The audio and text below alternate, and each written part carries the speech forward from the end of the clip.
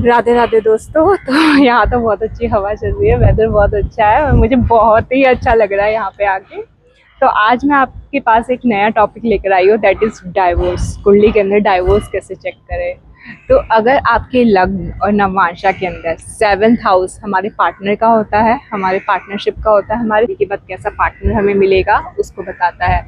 तो अगर आपके 7th हाउस में केतु, सैटर्न या फिर राहु बैठ जाए तो चांसेस है कि आपके डाइवोर्स की तरफ आपका पैटर्न बन रहा है।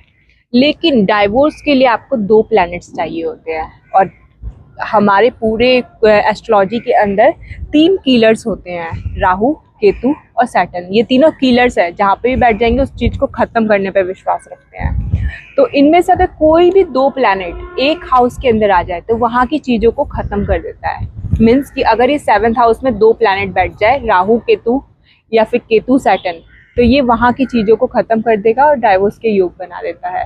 अगर आपकी महादशा दशा के अंदर अगर उन सेम प्लैनेट्स का मीन्स दशा आ जाए और ट्रांजिट में आ जाए तो वो आपका डाइवोर्स करवा देगा और उस समय बहुत ज़्यादा हाई चांसेस हो जाते हैं। सैटर्न अगर 7th हाउस में बैठ जाए तो क्या देगा, वो आपको कोल्डनेस देगा।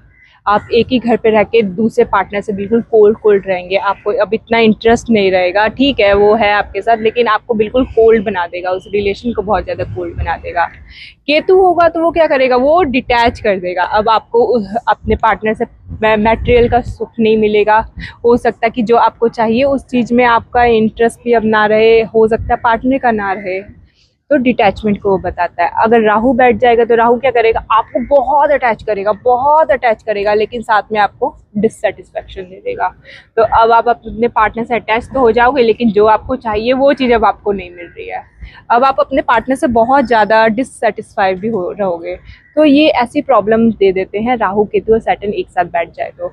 2 प्लैनेट्स एक साथ बैठ जाएंगे मीन्स आपका रिश्ता टूटने के बहुत ज़्यादा हाई चांसेस है, और वो दशा महादशा में आ जाए तो डाइवोर्स के योग बना देता है।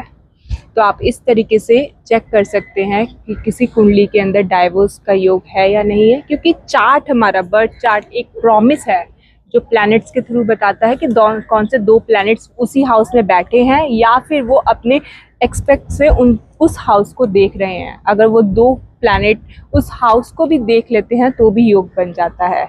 और ये योग तब बनता है, मीन्स ये ऐसा सिचुएशन तब आता है जब हमारी दशा और महादशा एक्टिवेट हो जाए और ट्रांजिट के अंदर हमारे नेटल चार्ट के ऊपर सेम प्लैनेट आ जाए। तो उस समय हमारा बहुत ज़्यादा हाई चांसेस होता है कि ज़िंदगी में कुछ अब नया स्टार्ट करना है आपको। अब आपको नए पार्टनर की ज़रूरत है, या फिर अब आप अपने आप पे बहुत ज़्यादा खुश हैं, या अब आप हो सकता है कि वो टाइम थोड़ा सही ना हो।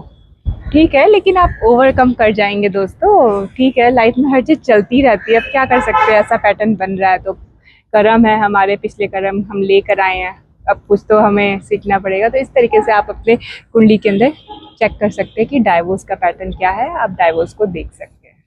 राधे राधे।